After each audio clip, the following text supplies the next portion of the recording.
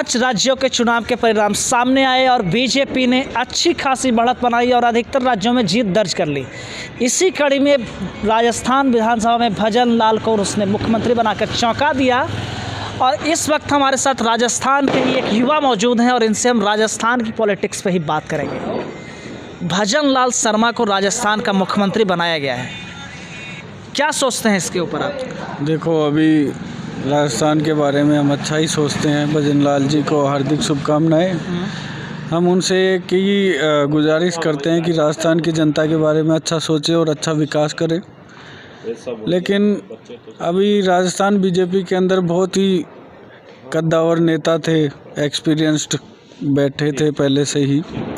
उनको मौका ना देके एक बीजेपी ने नए चेहरे को एक अवसर दिया है, जो कि एक अच्छी बात है कि भाई जो बिल्कुल ज़मीन से जुड़ा हुआ भी आदमी एक मुख्यमंत्री बन सकता है। ये एक अच्छी पहल है और ये एक अच्छा संदेश भी है। वसुंधरा राजे की वहाँ पे एक तरह से गढ़ कहा जाता है कि राजस्थान वसुंधरा का गढ़ है। अधिकतर विधायकों पे उनका प्रभाव बताया गया। जब इलेक्शन के रिजल्ट आए और जैसे ही विधायक चुनाव जीते, वसुंधरा ने सबको फ़ोन भी कर दिया और 70 से ज़्यादा विधायक वसुंधरा से मिलकर गए। बिल्कुल। बावजूद इसके ऐसा क्या हुआ कि ना तो वसुंधरा को वहाँ का मुख्यमंत्री बनाया गया और ना ही जो मंत्रिमंडल विस्तार आज हुआ है उसमें भी वसुंधरा के लोगों को किनारे कर दिया गया। उनके जो नज़दीकी विधायक हैं, काली सर्राफ से लेकर और भी जो लोग जो 7-7, 8-8 बार के विधायक हैं, उनको मंत्रिमंडल में जगह नहीं मिली है। जबकि आप देखें टीटी साहब जो कि अभी विधानसभा का चुनाव लड़ना है, उन्हें 5 जनवरी को वोटिंग है और उन्हें मंत्री बना दिया गया। ऐसा क्या बदल गया कि वसुंधरा बिल्कुल किनारे हो गई राजस्थान की राजनीति से? देखिए, राजस्थान के अंदर एक नारा लगा था कि वसुंधरा तेरी खैर नहीं, मोदी तेरे से बैर नहीं।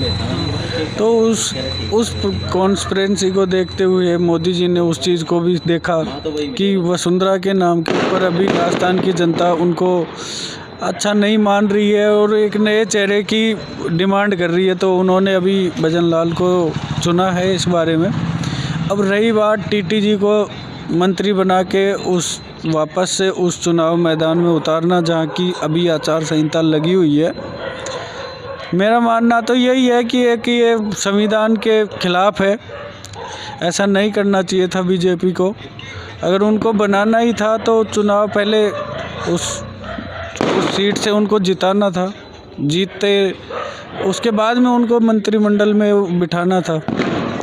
या फिर अगर उनको मंत्रिमंडल दे भी दिया है तो वो उस सीट से ना करके किसी दूसरी सीट से लड़ाया जाना चाहिए था, जहां उनका कोई एग्जिस्टिंग एमएलए पहले उसको इस्तीफ़ा दिला के वहां से जिताना चाहिए था। ये इतिहास में शायद पहली बार है, मैंने जहां तक सुना है और देखा है, ये पहले बार का एक्सपीरियंस है इंडिया का। देखते हैं अभी इसके अंदर आगे क्या होता है। सुप्रीम कोर्ट में मामला जाता है, क्या फैसले इसके ऊपर आते हैं, क्या माननीय न्यायालय का आदेश रहता है। हम विपक्ष पहले से ही कहता आ रहा है कि चुनाव आयोग मोदी सरकार की कठपुतली बन गई है और अगर चुनाव आयोग इस पर कार्रवाई नहीं करता है तो कहीं ना कहीं इस दिशा में ये बात बढ़ जाएगी। क्या वाकई ऐसा लगने लगा है कि चुनाव आयोग एक तरफा फैसले लेने लगा है? अगर कांग्रेस की सरकारें कुछ करती हैं तो उस पर वो तुरंत एक्शन ले लेता है उनके नेताओं पे, और जब बीजेपी ऐसा ही काम करती है तो वो चुप रह जाती है। चुनाव आयोग के काम के बारे में आप क्या कहेंगे? देखिए, ये थोड़ा पार्शलिटी देखने को तो मिली है और हम इस चीज़ से डिनाई नहीं कर सकते हैं कि ऐसा नहीं हुआ है। ये देखने को तो मिल रहा है कि बहुत सारी धांधलियाँ सामने आई हैं जिनमें चुनाव आयोग एक तरफा उनकी तरफ डिसीजन लेते हुए दिखा है। मतलब बायस्ड है, थोड़ा हम कह सकते हैं कि बायस्ड है। बाकी जो अपना विपक्ष है वो भी मजबूत है, ऐसी बात नहीं है। राजस्थान की अगर मैं बात करूं तो राजस्थान के अंदर इतना विपक्ष कमज़ोर नहीं है। उनकी अभी जो सीटें हैं वो 70+ है, तो ऐसा नहीं है। तो विपक्ष भी अपना काम अच्छे से करेगा और वो मैं चाहता हूं कि वो अपने मुद्दे को और अपने जो अभी ये एक्सलेट हुआ है कि एक टीटी जी को जो अभी उन्होंने मंत्री बनाकर वापस चुनाव मैदान में उतारा है, तो मैं चाहूँगा कि कांग्रेस इस मुद्दे को अगर सच में गलत है और न्यायालय में अच्छी तरीके से उठा पाएगी तो मैं ज़रूर सोचता हूँ कि एक अच्छा निर्णय आएगा और ये देश के लिए एक अच्छा एक संकेत साबित होगा।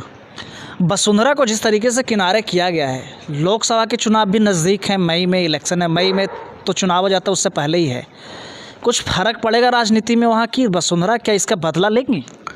देखिए, अभी कहना बहुत ज़्यादा जल्दी होगा, लेकिन मुझे लगता है ऐसा होगा। ऐसा होगा या ऐसा होगा। अब की बार जो 25 सीटें आई थी पिछली बार, जो पूरी की पूरी राजस्थान की, मुझे लगता नहीं है कि अब की बार बीजेपी पूरा 25 सीटें कायम कर पाएगी, क्योंकि कांग्रेस ने इतना कमज़ोर प्रदर्शन नहीं किया है विधानसभा में। जो उनके एमएलएज हारे हैं वो कोई 200 वोट 300 वोट इन वोटों से हारे, तो वोट परसेंटेज पूरा है कांग्रेस का। अब की बार इतनी इनकम्बेंसी नहीं है कि मतलब उनको पूरा दरकिनार ही कर दिया जाए। तो देखते हैं अभी आगे और क्या होता है। और वसुंधरा का कितना प्रभाव है राजस्थान में? जैसे दिल्ली ने तो बिल्कुल डिनाई कर दिया, बिल्कुल किनारे कर दिया, प्रभाव कितना राजस्थान की जनता पे है और किन क्षेत्रों में? देखिए, ये बीजेपी के शीर्ष नेतृत्व का एक माइंडसेट है कि वो किसी भी क्षेत्रीय नेता और जो राज्यों से बिलोंग करते हैं उनको आगे बढ़ने नहीं दिया जा रहा है। क्योंकि अभी शिवराज सिंह देख लो, शिवराज सिंह का कितना एक्सपीरियंस था, कंटिन्यू उन्होंने सरकारें बनाई है। वसुंधरा जी की तो अल्टरनेटिव सरकार रही, लेकिन उसका तो कंटिन्यू रहा, उनको भी दरकिनार कर दिया गया है। जो कि ऐसा नहीं हो सकता ना कि कंटिन्यू कोई बीजेपी रिपीट कर रहा है और अब की बार भी रिपीट करी, फिर भी उनको साइड लाइन कर दिया गया। क्या वो एक अच्छे नेता नहीं है? अच्छे हैं ना, लेकिन उनको साइड कर दिया क्योंकि उनका वो कोई कॉम्पिटिटर नहीं चाहते। अशोक गहलोत लगातार दावा करते रहे कि वो अच्छे काम कर रहे हैं। सिलेंडर उन्होंने 500 में कर दिया, 25 लाख की कोई स्वास्थ्य की भी उन्होंने इंश्योरेंस की योजना दी, 50 लाख की। उसके बाद भी जनता ने उन्हें चुना नहीं, कारण क्या रहे? देखिए, उनका आपसी जो मतभेद रहे, अशोक गहलोत में, सचिन पायलट में रहे, और कुछ मोदी जी का भी प्रभाव चला है। ऐसा नहीं है कि बीजेपी को उन्होंने अच्छा प्रदर्शन करवाया है, उनकी जो रैलियां रही वो बहुत अच्छा रहा। बाकी मेन जो रीज़न रहा वो कांग्रेस अपने खुद के आंतरिक कलह के अंदर जो फंस गई थी, इसी वजह से उनको नुकसान हुआ।